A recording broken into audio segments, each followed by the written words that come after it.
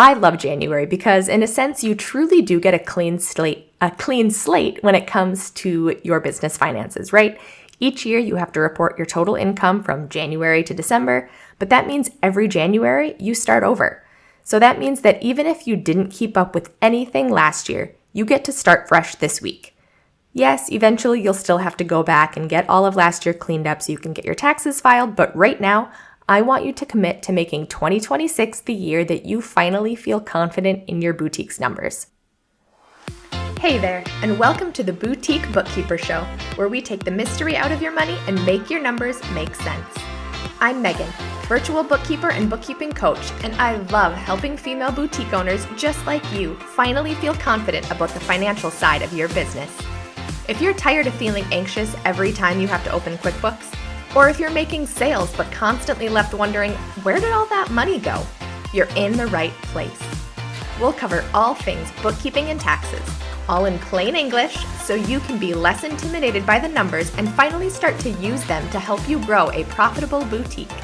So, if you're ready to stop avoiding this whole numbers thing and start keeping more of the money you make, grab your coffee and your calculator and let's dive in. Hello, and welcome to another episode of the Boutique Bookkeeper Show. If you are catching this in real time, then Happy New Year to you, as this is the very first episode of 2026.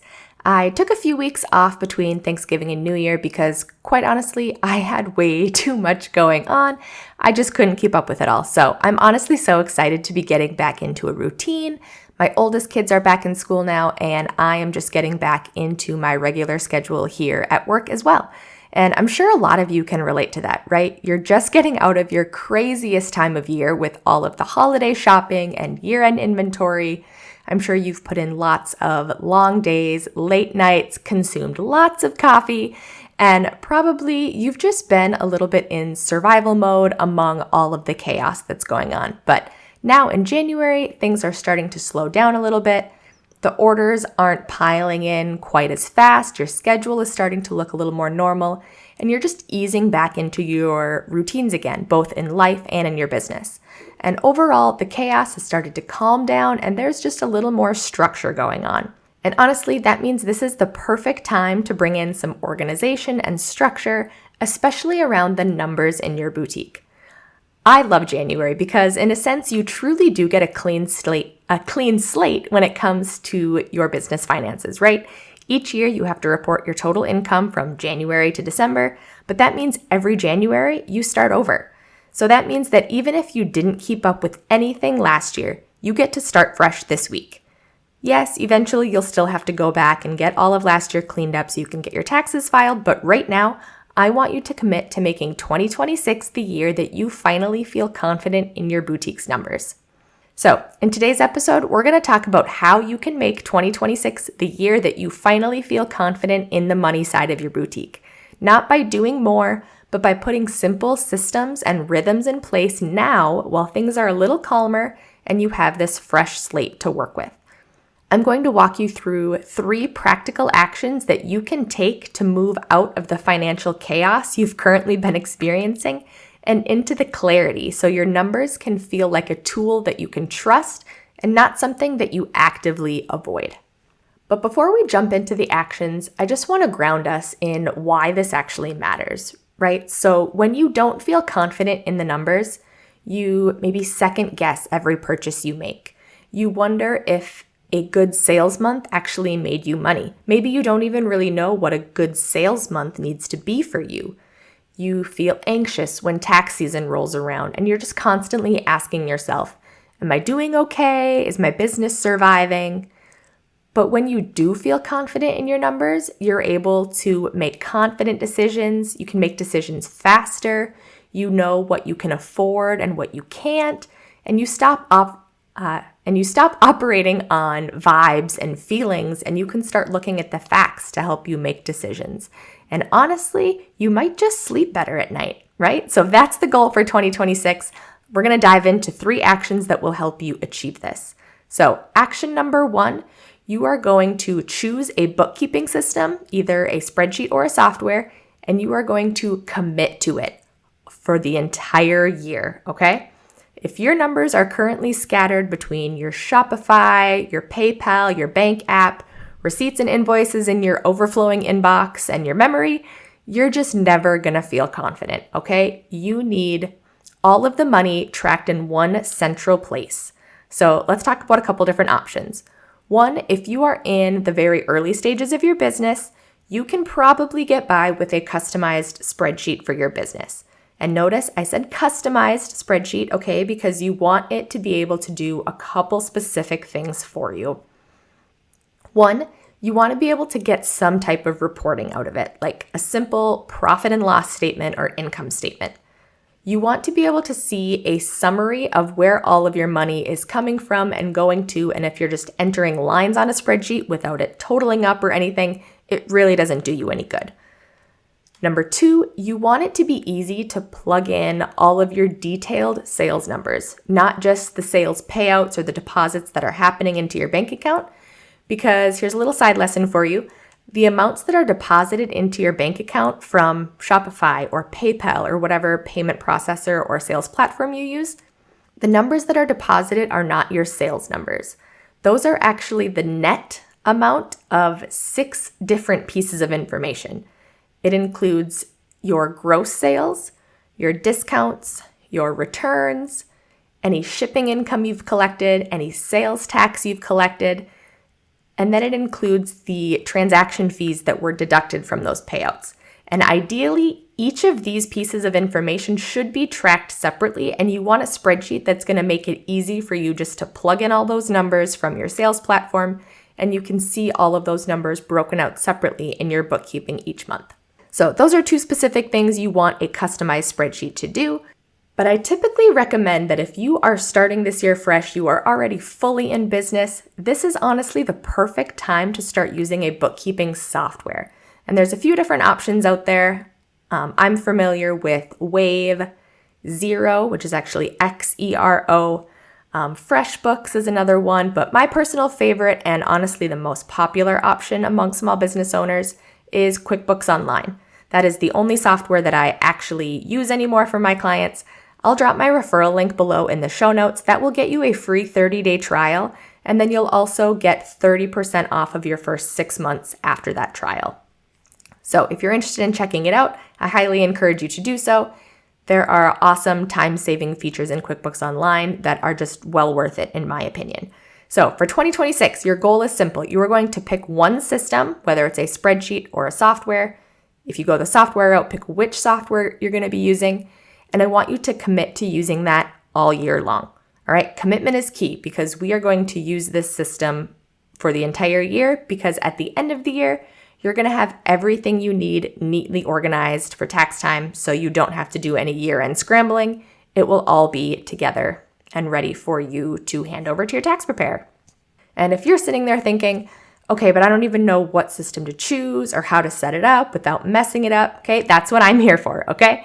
I walk boutique owners through how to choose the right system for their business, how to set it up step by step, and how to actually use it without spending hours on it every week, all right? You don't have to DIY this from scratch or guess your way through it.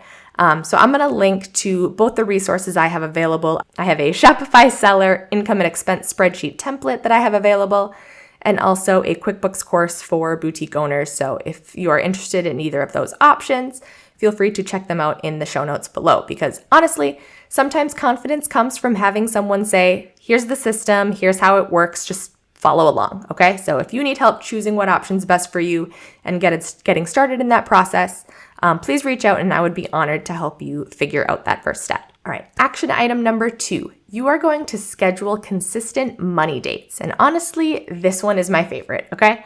This does not mean that you are blankly staring at your bank account every day and panicking. It does not mean that you are waiting until tax season and then just binge reviewing everything in a weekend. All right, a money date is a short, scheduled time where you are going to sit down and look at your numbers with purpose. All right, and for most boutique owners, I say anywhere from 15 to 30 minutes a week. I love doing it right away on Monday. There's something about just like facing the thing that you're dreading right away so then it's not hanging over your head all week. So I encourage you right away Monday morning, look at all of your activity from the prior week. and just get it out of the way because it's probably not going to be your favorite thing to do. And I get it. I understand. But during these money dates, you are going to be doing a couple specific things. One, you're going to be recording all of your sales from the prior week. You're going to be recording all of your spending from the prior week.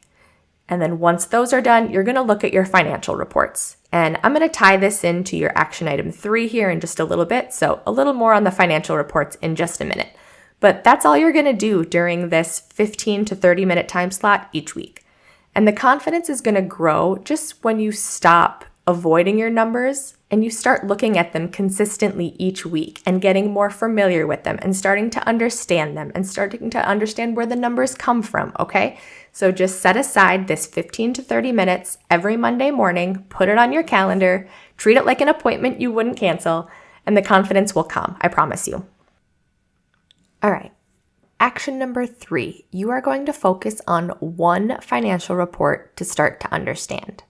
All right, you don't need to know how everything works together in order to feel confident. You're going to start small.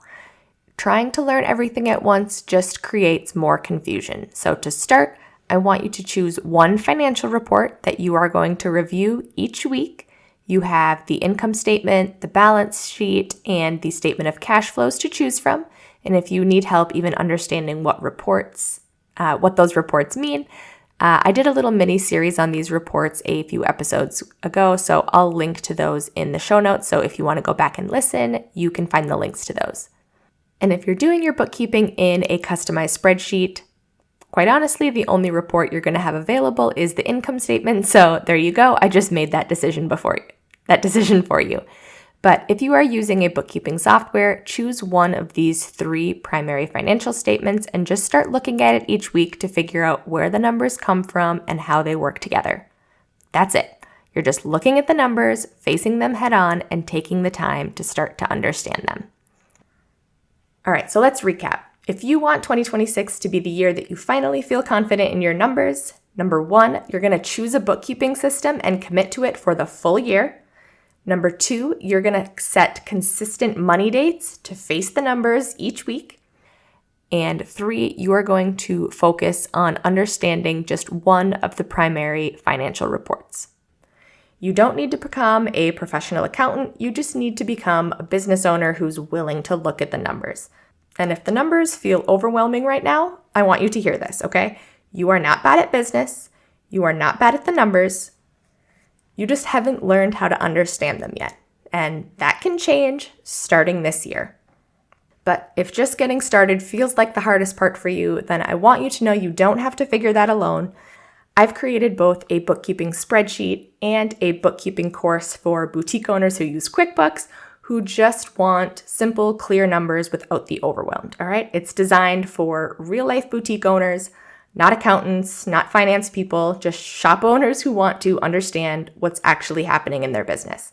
So if you're ready to stop guessing and start feeling confident in your numbers, you can find all of the details to these resources linked below in the show notes.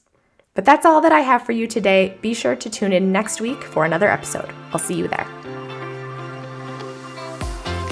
Hey there, and thanks for hanging out with me today.